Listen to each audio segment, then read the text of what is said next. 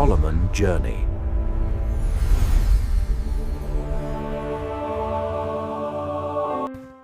రెండవ భాగంలో ఆలయం లోపల గుడ్ ఫ్రైడే గురించి ఫాదర్ గారు వివరిస్తారు, విందాం.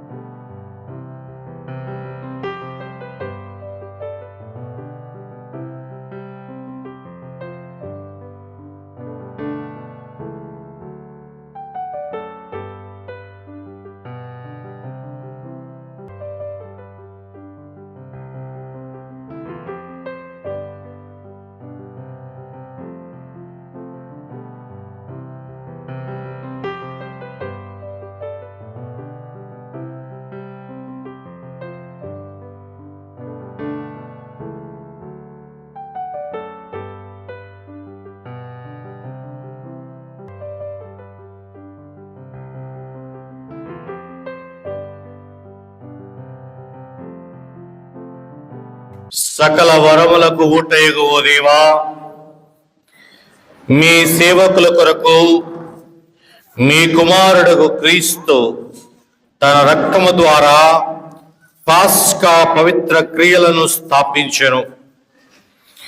మీ దయా కటాక్షములను స్మరించుకుని వారిని నిత్య రక్షణతో పవిత్రపరచుడు. మీతో కలిసి పవిత్రాత్మతో సహా యుగ యుగములు జీవించు పాలించు మా ప్రభువును మీ కుమారుడైన యేసుక్రీస్తు ద్వారా ఈ మనవి చేయుచున్నాము. దయచేసి అందరూ కూర్చునండి. ఈనాటి ఈ సాంఘ్యాలలో 3 ముఖ్యమైనటువంటి భాగాలు ఉంటాయి. ఇప్పుడు మొదటి భాగమైనటువంటి దైవవాక్కు అర్చన మనము ప్రవేశిస్తూ ఉన్నాం.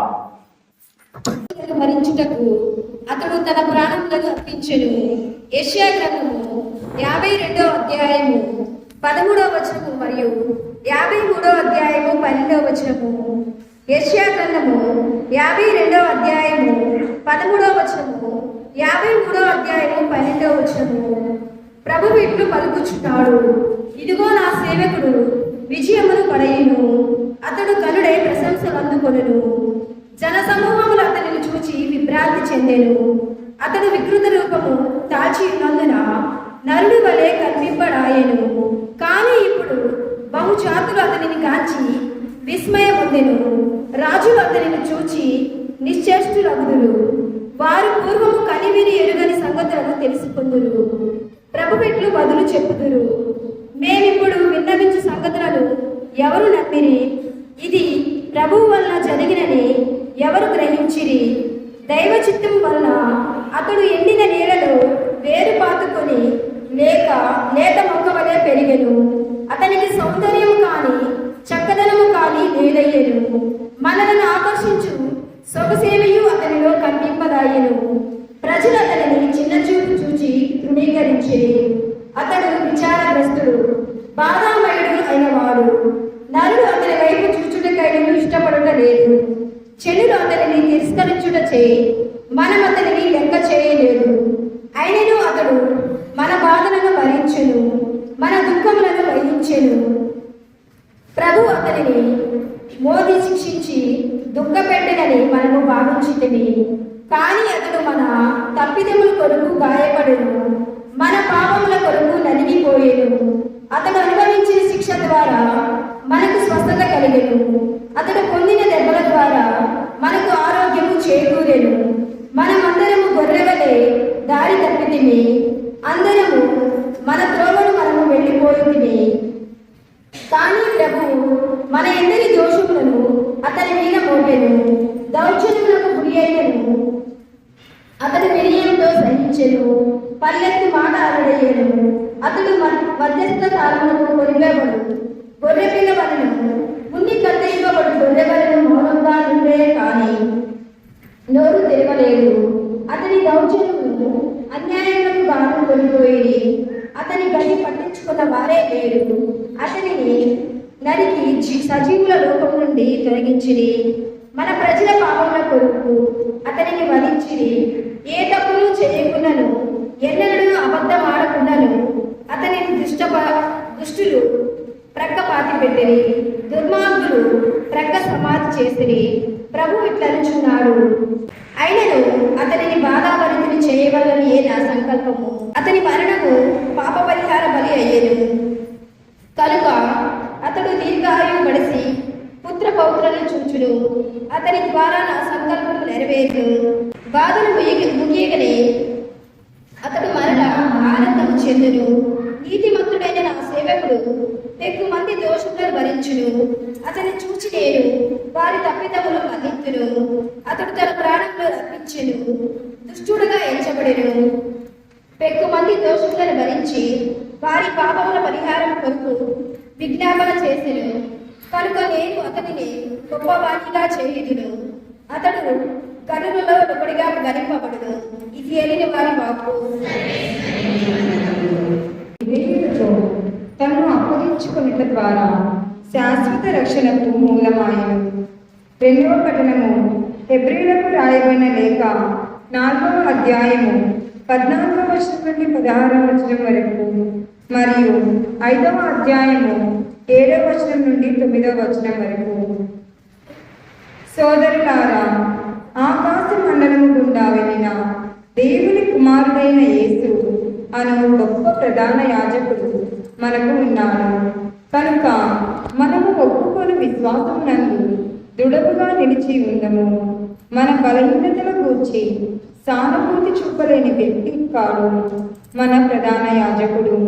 అంతేకాక మన వలనే అన్ని విధములుగా శోధింపబడి పాపము చేయని వ్యక్తి మన ప్రధాన యాజకుడు. కావున ధైర్యవంతులమై మనము దయానిధియగు దేవుని సింహాసనమును సమీపించము. అచట మనము కృపను పొంది అవసరమునకు అందుకొనగల అనుగ్రహమును కనుగొందుము. తన ఇహలోక జీవితమున మృత్యువు నుండి తన్ను రక్షింప శక్తి కలిగిన దేవుని కూర్చి యేసు ఏడుపులతోనూ కన్నీటితోనూ పెద్దగా ఎలుగెత్తి ప్రార్థించెను. ఆయన భక్తి విధేయతలు కలవాడగుట చేతనే దేవుడు ఆయన ప్రార్థనను ఆలకించెను. తాను దేవుని పుత్రుడై ఉండి కూడా తాను పొందిన బాధల ద్వారా విధేయుడై ఉండుట ఆయన అభ్యర్థించెను. ఆయన ఇప్పుడు పరిపూర్ణుడై విధేయులకు వారి శాశ్వత రక్షణకు మూలమాయను. ఇది ఏళ్ళవారి వాక్కు. తెలిసి ఉండెను. యూదా సైనికులను, ప్రధానార్చకులను, పరిచయులు, బంట్రోతులను వెంటబెట్టుకొని ఆ త్రోపులోకి వెళ్ళాను. వారు దివిటీలు, కాగడాలు, ఆయుధములను తీసుకొని వచ్చిరి. అప్పుడు యేసు తనకు సంభవించనున్నది ఎరిగి ముందుకు వచ్చి, మీరు ఎవరిని వెతుకుచున్నారు అని అడిగాను. నజరేయుడగు యేసు అని వారు సమాధానం ఇచ్చిరి. నేనే ఆయనను అని యేసు వారితో చెప్పెను. గురుద్రోహ్యకు యూదా వారితో ఇట్లా చుట్టూ ఉండెను. యేసు నేను ఆయనను అని చెప్పగానే వారు వెనుకకు తగ్గి నేల మీద పడిపోయేది. ఆయన మరలా మీరు ఎవరిని వెతుకుచున్నారు అని ప్రశ్నించాను. అందుకు వారు నజరేయుడగు యేసు అని పలికిరి. నేనే ఆయనను అని మీతో చెప్పి తిని కనుక మీరు నన్ను వెదకుచున్నచో వీరిని పోనిండు అని యేసు తిరిగి చెప్పాను. నీవు నా కొసగిన వారిలో ఒక్కనైనను నేను పోగొట్టుకొనలేదు అను వాక్యము నెరవేరుటకు ఇట్లు చెప్పాను. సీమోను పేతురును తన యొద్దనున్న కత్తితో ప్రధానార్చకుని సేవకుని కుడి చెవి తెగ నరికెను. యేసు పేతురుతో, నీ కత్తిని వరలో పెట్టుము. తండ్రి నాకిచ్చిన శ్రమల పాత్రను నేను పానము చేయవలదా? అనెను. అప్పుడు సైనికులు, సేనాధిపతి, యూదుల బంట్రోతులు యేసును పట్టుకొని బంధించి అన్న యుద్ధకు తీసుకొని పోయిరి. ఆ సంవత్సరం ప్రధాన అర్చకుడకు కైఫాకు అతడు మామ. ఈ కైఫా ప్రజలందరి కొరకు ఒకడు మరణించుట మేలు అని యూదులకు సలహా ఇచ్చిన వాడు. సీమోను పేతురును మరి ఒక శిష్యులను యేసు వెంట వెళ్ళిరి. ఈ శిష్యునకు ప్రధాన అర్చకునితో పరిచయం ఉండటచే అతడు యేసు వెంట ప్రధాన అర్చకుని ముంగిటలోనికి వెళ్ళాను.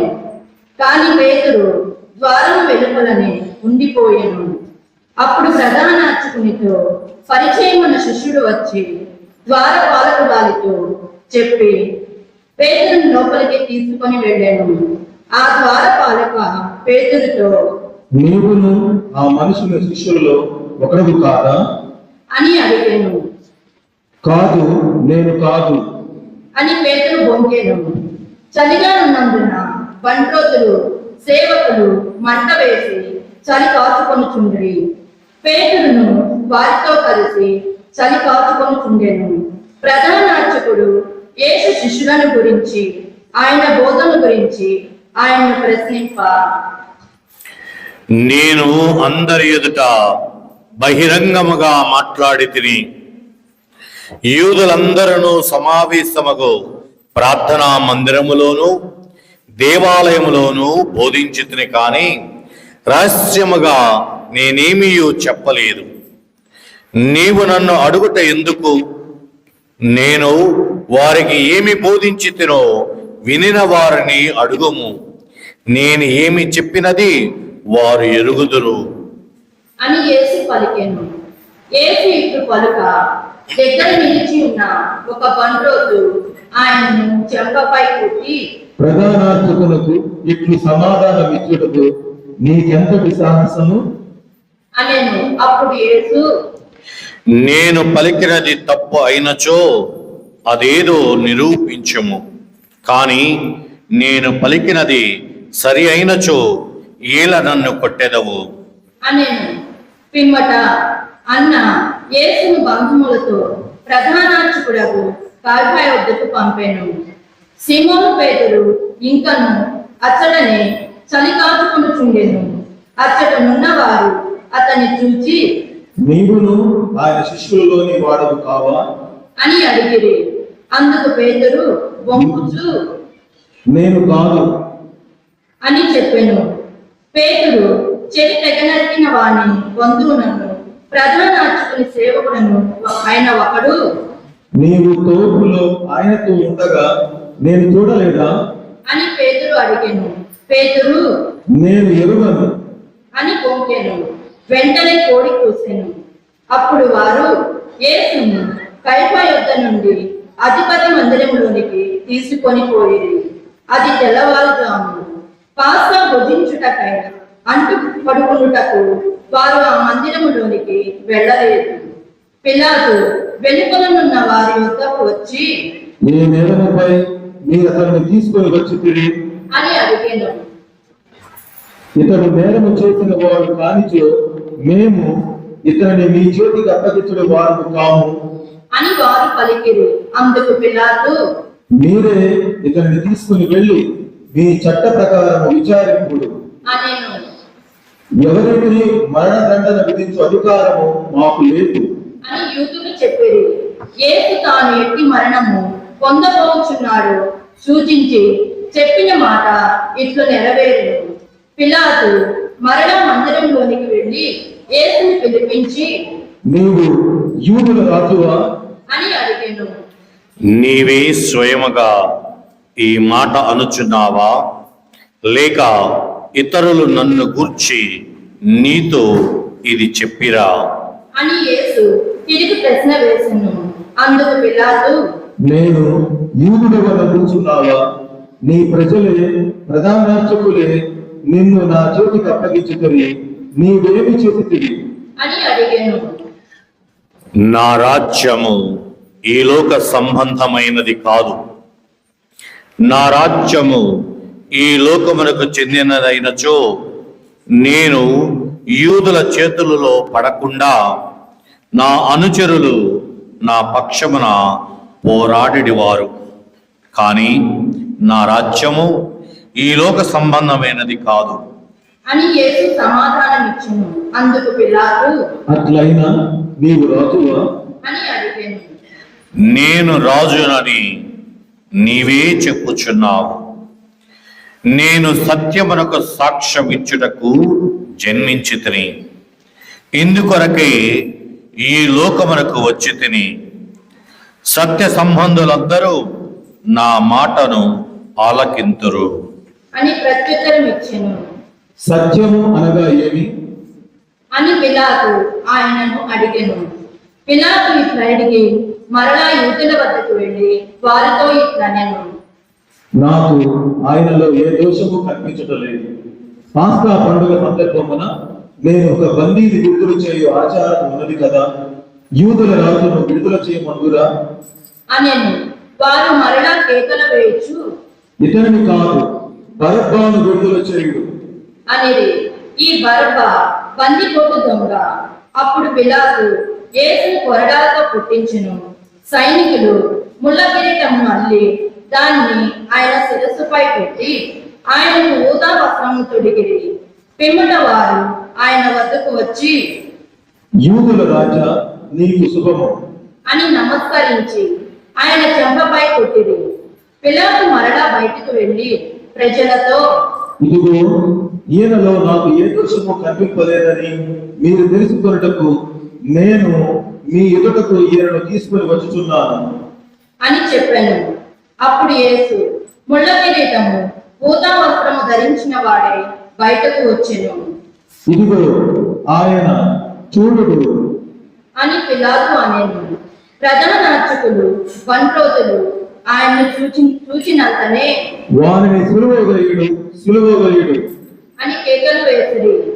ఈయన యందు నాకే దోషము కనిపించడం లేదు, మీరే ఈయనను తీసుకొని వెళ్ళి సులువగలియుడు అని పిలాతు చెప్పాను. అప్పుడు యూదులు తాను దేవుని కుమారుడని ఇతను చెప్పుకొనుచున్నాడు కనుక మా చట్ట ప్రకారము ఇతడు చావవలసినదే అనిరి. అది విని పిలాతు ఇంకను ఎక్కువ భయపడి మరలా మందిరములోకి వెళ్ళి యేసును నీవు ఎక్కడి నుండి వచ్చితివి అని ప్రశ్నించెను. కాని యేసు ఏమీ బదులు పలకలేదు. కనుక పిలాతు నీవు నాతో కూడా మాట్లాడవా? నిన్ను విడిచిపెట్టుటను సిలువ వేయుటను నాకు అధికారం కలదని నీవు ఎరుగవా అనెను. అందుకు యేసు పైనుండి నీకు అధికారము ఇయ్యబడని ఎడల నీకు నాపై ఏమాత్రము అధికారము ఉండేది కాదు. అందుచే నన్ను నీ చేతికి అప్పగించిన వాడు ఎక్కువ పాపము కట్టుకొనుచున్నాడు అని పలికెను. అంతట పిలాతు ఆయన్ను విడిచిపెట్టుటకు మరి ఎక్కువ ప్రయత్నింపసాగాను. కాని యూదులు ఇతన్ని విడిచిపెట్టినచో నీవు చక్రవర్తికి మిత్రుడు కాదు, తన్ను తాను రాజునని చెప్పుకున్న వాడు చక్రవర్తికి విరోధి అని కేకలు వేసిరి. పిలాతు ఈ మాటలు విని యేసుని వెలుపలకు తీసుకొని వచ్చి రాళ్ళు పరిచిన స్థలం మందు న్యాయపీఠంపై కూర్చుండెను. దానిని హిబ్రూ భాషలో గబతా అందురు. అది పాస్కా పండుగకు సిద్ధపడు దినము. ఇంచుమించు మధ్యాహ్నము 12 గంటల సమయము. పిలాతు యూదులతో ఇదిగో మీ రాజు అనెను. అందుకు వారు ఇతనిని చంపివేయుడు, ఇతనిని చంపివేయుడు, ఇతనిని సిలువ వేయుడు అని కేకలు పెట్టిరి. పిలాతు వారితో నేను మీ రాజును సిలువ వేయుదునా? అనెను. అందుకు ప్రధాన అర్చకులు కైసరు తప్ప మనకు వేరొక రాజు లేడు అని పలికిరి. అప్పుడు పిలాతు యేసుని సిలువ వేయుటకు వారి చేతికి అప్పగించెను. అంతటా వారు యేసుని తీసుకొని వెళ్ళిరి. యేసు తన సిలువను మోసుకొని కపాలమను స్థలమునకు వెళ్ళెను. దానిని హిబ్రూ భాషలో గోల్తా అని అందురు. అక్కడ వారు యేసుని సిలువపై కొట్టిరి. ఆయనకు ఇరువైపులా మరి ఇద్దరిని అట్లే సిలువపై కొట్టిరి. నజరేయుడగు యేసు యూదుల రాజు అని రాసి పిలాతు ఆయన సిలువపై పెట్టించెను. యేసును సిలువ వేసిన స్థలము నగరములకు దగ్గరగా ఉండుటచే యూదుల అనేకులు దానిని చదివిరి. అది ఇప్పుడు లతీను, గ్రీకు భాషలో రాయబడి ఉండెను.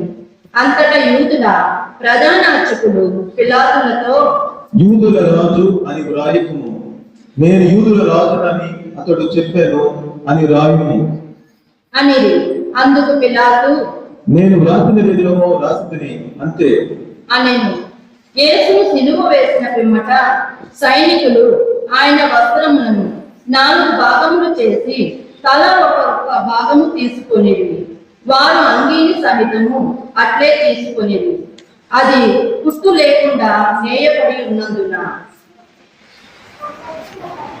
దీనిని చింపబట్టు, ఇది ఎవరికి వచ్చునో అదృష్టపు చీట్లు వేసుకుందాము అని ఒకరితో ఒకరు చెప్పుకొనిరి. వారు తమలో, నా వస్త్రము పంచుకొనిరి, అంగీ కొరకు అదృష్టపు చీటీలు వేసుకొనిరి అను లేఖనము నెరవేరినట్లు ఇది జరిగెను. వారు అటులనే చేసిరి. యేసు సిలువ చెంత ఆయన తల్లియు ఆమె సోదరియు కోల్పా భార్యగు మరియమ్మయు మగ్దల మరియమ్మయు నిలబడి ఉండేది. తన తల్లియు తాను ప్రేమించిన శిష్యుడును దగ్గర నిలుచుంట చూచి యేసు తల్లితో, అమ్మా, ఇదిగో నీ కుమారుడు. అనెను. ఆ తర్వాత శిష్యునితో, ఇదిగో నీ తల్లి. అనెను. శిష్యుడు ఆ గడియ నుండి ఆమెను స్వీకరించి తన ఇంటికి తీసుకొని పోయెను. పెదప యేసు అంతయు సమాప్తమైనది అని గ్రహించి, నాకు దాహమగుచున్నది అనెను. లేఖనము ఇట్లు నెరవేరును. అక్కడ పులిసిన ద్రాక్షారసముతో నిండిన పాత్ర ఉండెను. వారు నీటి పాచిని ఆ రసములో ముంచి దాన్ని విప్రోతు పోలకకు తగిలించి ఆయనకు అందించిరి. యేసు ఆ రసమును అందుకుని, సమాప్తమైనది అని తల వంచి ప్రాణము విడిచెను.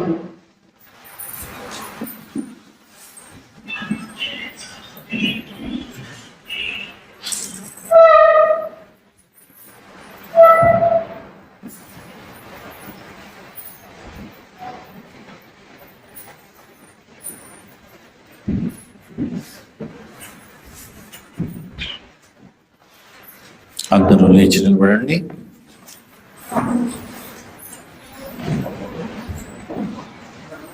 అది పాస్కా పండుగకు సిద్ధపడు దినము. అందుచే యూదులు పిలాతును, రేపటి విశ్రాంతి దినము గొప్ప దినము, ఆనాడు దేహములు శిలువ మీద ఉండరాదు, కాళ్ళు విరగొట్టి వారిని దింపివేయటకు అనుమతి నిండు అని కోరిరి. సైనికులు వెళ్ళి యేసుతో పాటు సిలువ వేయబడిన ఆ ఇద్దరి కాళ్ళను విరగగొట్టిరి. వారు యేసు వద్దకు వచ్చినప్పుడు ఆయన అప్పటికి మరణించి ఉండుటను చూచి ఆయన కాళ్ళు విరగబట్టలేదు. కానీ సైనికులలో ఒకడు ఆయన పక్కన బల్లెముతో పొడిచెను.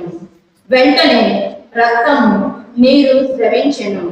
అది చూచిన వాడు దీని గురించి చెప్పుచున్నాడు, అతడు చెప్పినది వాస్తవము, మీరును విశ్వసించుటకు అతడు సత్యము చెప్పుచున్నాడని అతడు ఎరుగను. ఆయన ఎముకలలో ఒకటైనను విరగబట్టబడదు అను లేఖనము ఇట్లు నెరవేరను. వారు తాము పొడిచిన వాని వంక వీక్షింతురు అను మరి యొక్క లేఖనము ఇట్లు నెరవేరను. పిమ్మట అరిమతయి యోసేపు పిలాతు వద్దకు వెళ్ళి యేసు భౌతిక దేహము ఇయ్యగోరెను. యూదుల భయము వల్ల ఈ యేసేపు బహిరంగ కాక రహస్యముగా యేసు శిష్యుడై ఉండెను. పిలాతు అనుమతి నొసగా అతడు వెళ్ళి యేసు భౌతిక దేహము తీసుకొని పోయింది. మొదట యేసును రాత్రి వేళ సందర్శించుట నికోదేము కూడా ఇంచుమించు 150 సేర్ల పరిమళ ద్రవ్యమును అతను తీసుకొని వచ్చెను.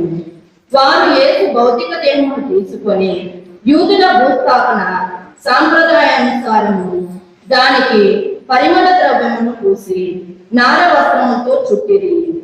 యేసు సిలువ వేయబడిన చోట ఒక తోట కలదు. ఆ తోటలో ఎవడను ఎప్పుడును భూస్థాపితము చేయబడని ఒక కొత్త సమాధి ఉండెను. అది విశ్రాంతి దినమునకు యూదులు సిద్ధపడు జనమగుట చేతను ఆ సమాధి మీద సమీపమున ఉండట చేతను వారు యేసును అందించిరి. ఇది క్రీస్తు సువిశేషము. సువార్త పఠనం ద్వారా మన పాపములు మన్నించబడును గాక. ఇంతటితో రెండవ భాగము కూడా సమాప్తం. మళ్ళీ కలుసుకుందాం. అప్పటి వరకు సెలవు మరి. Solomon Journey.